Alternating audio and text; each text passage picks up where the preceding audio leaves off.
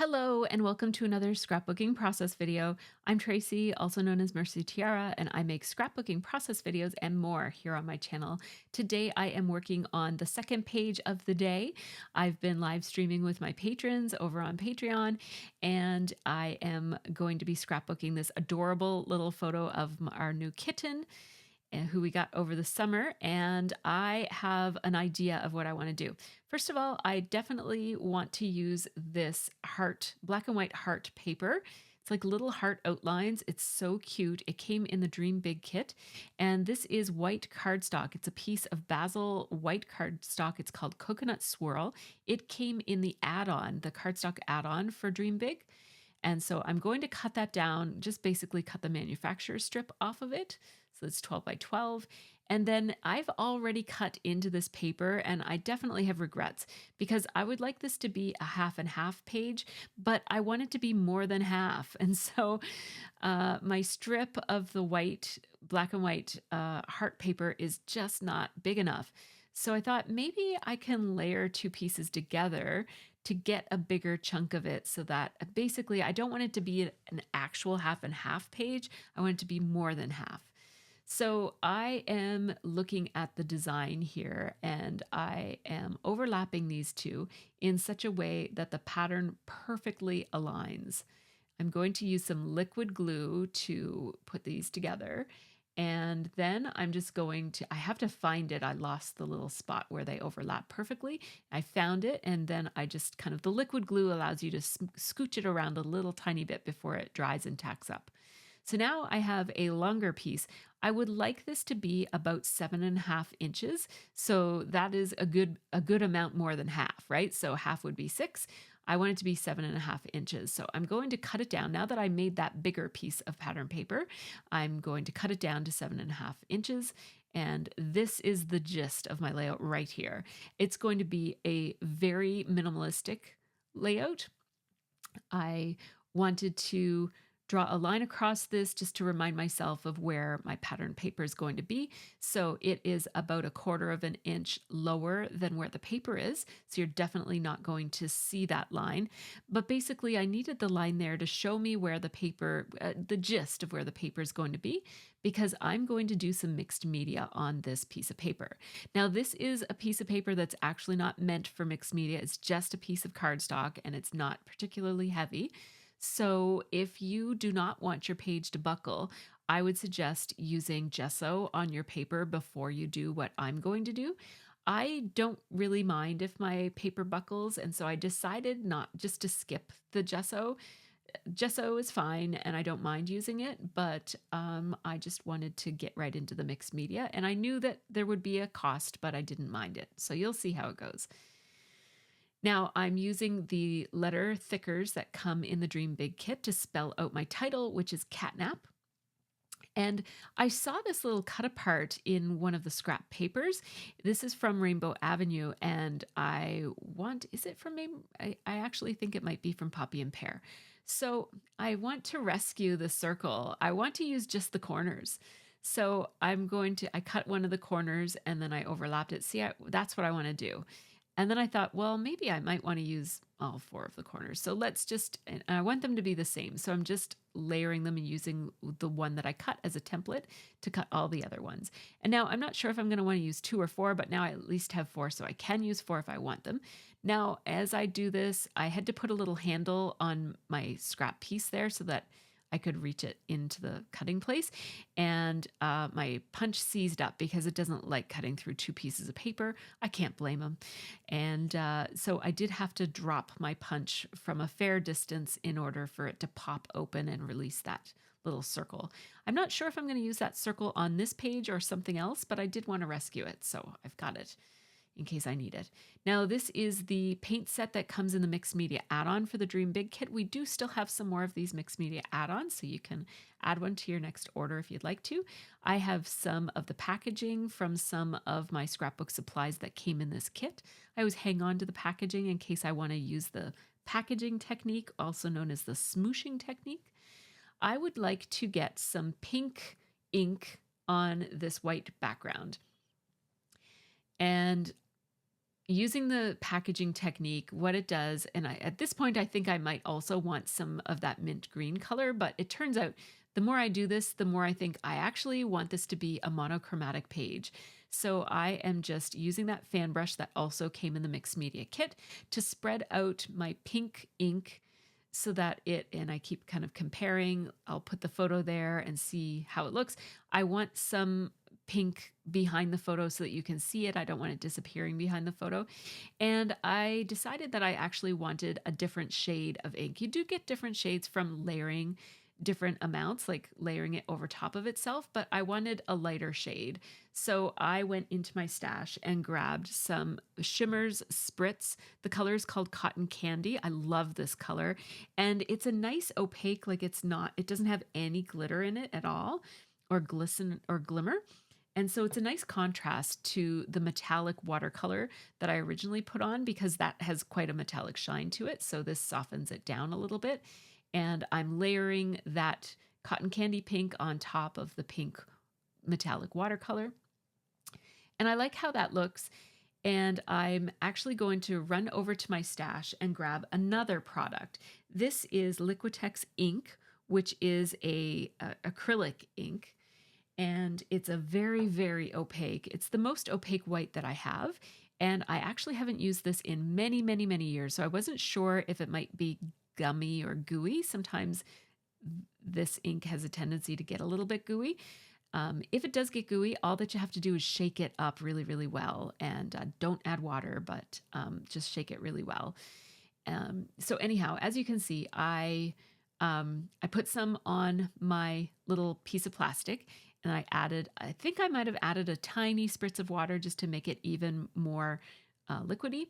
And then I just let it drop off the edge of the piece of plastic into really large splatters. I'm drying it with my heat tool. And as you can see, this paper's really warping.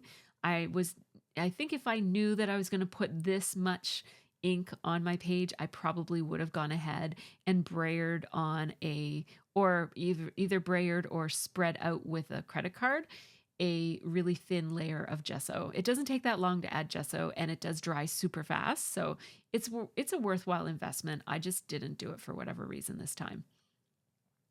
Now I forgot. I ran out of ATG. Now, I did change my ATG, but I cut out that footage because it is a little bit not really relevant to the design of the page. But I do have a video on my channel for ATG replacement, and I get really good feedback on it. It's very, very old. The footage is not that great. I feel like I should update it because people still watch it and still comment on it to this day. But anyhow, if you're interested in a updated ATG refill video, let me know and I will prioritize getting that done.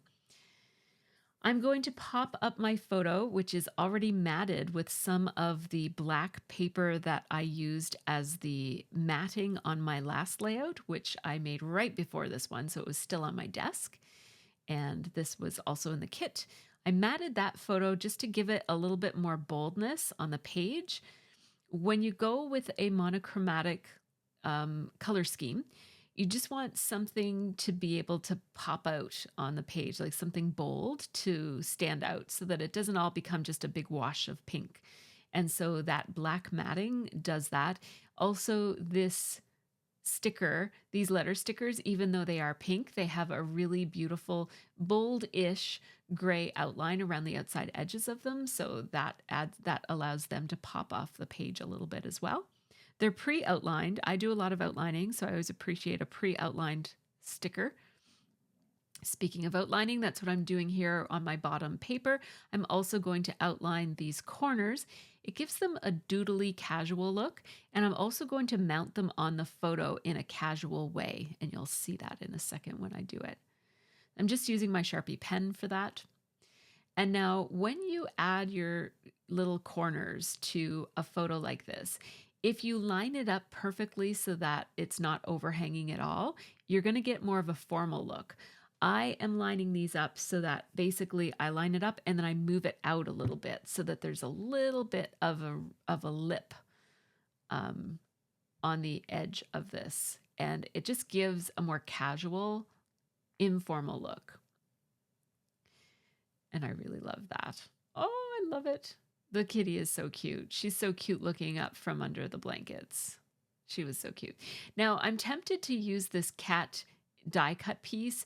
It doesn't go with my monochromatic idea, but I was tempted anyways because it's a really cute cat in a basket, but I've decided to not use it. I will save it. I have plenty of cat photos to scrap. I will get to that kitty cat eventually. Using a monochromatic layout means it's pretty easy to go through these die cuts and find some that will work. Some of them might be pink, but they don't work from a thematic perspective, but lots of them do. So I picked out all of the relevant pink pieces and also a black and white piece there too, just in case. Now, the main kit does come with a printable set of labels, 2 pages of them, and I'm going to pick out a pink label here. And I'm just cutting it out. I'm fussy cutting it. I can use my big scissors for all of the straight edges, and then I'm using my little scissors to get the little corners out. And I'm basically going to float a couple of embellishments down below the title here in almost like a lazy river kind of a pattern. I'm taking the exact same label again, same color, same shape, but on the second page, so they're smaller. And I'm cutting that out, and I will put that down here. And I wanted to have a bit of a back and forth, zigzaggy, almost like a switchback on a path kind of a look. And it's all pink all the time. I love it. I have those enamel dots that have some pinks, and I also have some puffy stickers and some foam thickers and a lot of different options here. Oh, look at this adorable little kitty. He's so cute. His bow is purple, not pink, but you know, it looks a little pinkish. It's a pinkish purple. I'm going to go with it because it's close enough, and the kitty is just adorable, and sitting on top of the A is just so sweet. And it adds something to the title and also continues that zigzaggy lazy river kind of design that I was looking for with these embellishments, just cascading down from the background paper and onto the foreground paper of those black and white hearts. I don't want them to extend all the way to the bottom of the page. And so I had a bit of a dilemma. I had to decide between a circle piece and the rainbow piece, and I decided on the rainbow piece. I did decide to outline these hearts. I'm trying to give a little bit of boldness to some of these embellishments, but not all of them. So the hearts will get outlined, but the label will not. And that label is being adhered to the flat bottom of the paper. Because the one beside it, the rainbow, is a foam thicker. And so that gives me 2 different planes. I don't want 2 puffed up things beside each other. I'm going to go kind of alternate between puffy and flat. So here is a little ticket from the die cut set. I added the stamp that says crushing on because we're totally crushing on our kitty. She's adorable. We can't get enough of her. Added a little staple there with my tiny attacher, and we'll adhere that flat as well. And I'm also going to adhere these 2 vellum pieces, the little tiny hearts, I'm just using ATG. You can't really see it. It's fine. You can get vellum specific adhesive, and if you have that, then you can use that, but I don't have it. So I'm outlining that die cut heart. And that is a die cut heart similar to the one that I used on my last layout. So it's designed to be a paper clip, and it has a little sliver that pops out, but I'm leaving the sliver in and I'm using it just as a heart die cut. I'm going to pop up this label because the other label is flat, using my fingernails to rough up the edges. And I did that on the other label too, so that both labels have rough edges. And I'm going to layer the heart with that label. And I did take into consideration where the heart would go when I did my journaling. My journaling says we are smitten with this kitten, and a little heart below it. And that just adds some more of that black element with the black handwriting and the little heart as well. I'm going to spell out the cat's name here, Karma. Karma is our cat. And I'm using the adorable little letter stickers that come in the embellishment add-on for Dream Big. Oh, I love having big letters and little letters in the same kit. It's just, oh, I love, love, love it. I will place these enamel dots so that they cascade down the page as well and just guide your eye along that kind of zigzaggy route. And last but not least, I do love me some bows, and we've got these beautiful pink, well, there's various colors, but I love this pink one. And yeah, I like it here with the title. I know it covers up the title a little tiny bit, but I do like it. You can still read that it says nap. And this is basically the page. What do you think? I had a lot of fun doing this one, and in a second here, you're going to see it side by side with the one that I did in the same session, which should be the video right before this one on my channel, the process video. Before I share the still photos of this page, just a quick shout out to my Patreon supporters. You'll see their names up on the page in a second now. Up on the screen in a second. But those folks helped make this channel happen, so big thanks to all of them. Patrons get early ad-free access to all of my process videos and real-time unedited versions of my videos, as well as at least a monthly live stream, oftentimes more often than that, and behind-the-scenes videos of my room and my process. If you're interested in any of those perks, head on over to Patreon. My Patreon subscription starts very, very low cost. It starts at $2, and all patrons get the same access to all of my content. So if you'd like to join me over there, I'd love to have you. And if you don't want to join me over there, I love having you here on YouTube. So please subscribe if you haven't already. Leave me a comment and let me know what you thought of this page. If you do many of these more minimalist pages, I'd love to hear from you. Take care and have a really great scrappy week.